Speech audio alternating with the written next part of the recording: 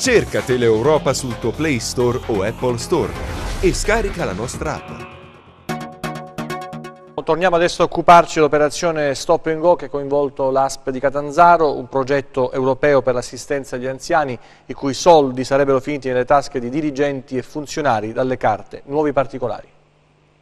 I soldi spartiti a tavolino, come documentato dalle immagini della Guardia di Finanza che ha coinvolto dirigenti e funzionari dell'ASP di Catanzaro. Quel progetto europeo che ha dato il nome all'operazione Stop and Go aveva una mission ben precisa: migliorare l'assistenza domiciliare per gli anziani, ma i soldi messi a disposizione dalla Comunità Europea, ben 760.000 euro, sono finiti altrove. La pubblica amministrazione che ruba agli ammalati, il quadro raccapricciante dinanzi al quale si sono trovati gli inquirenti. Dalle carte dell'inchiesta emergono nuovi particolari. L'ente avrebbe avuto un'anticipazione di 300.000 euro, soldi finiti nel corso di 2 anni, dal 2014 al 2016, nelle tasche dei responsabili locali del progetto, oltre 166.000 euro divisi con l'elargizione di cospicue parcelle. Per lavori mai effettuati pare si arrivasse a guadagnare fino a 2.500 euro al giorno, indennità fuori busta paga. A ciò vanno sommato, è stato evidenziato dagli inquirenti, altri 13.000 euro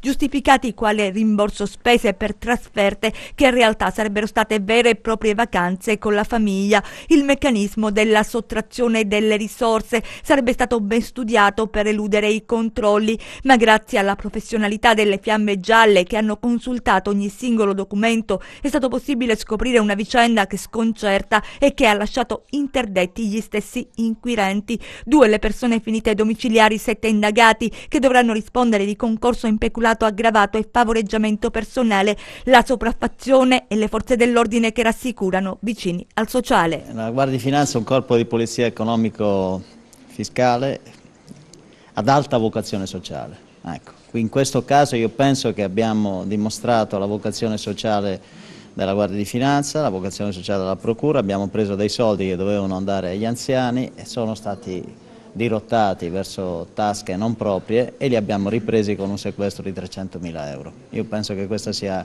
il miglior segnale, la miglior dimostrazione di quello che vogliamo fare, che vuole fare la Procura insieme alla Guardia di Finanza.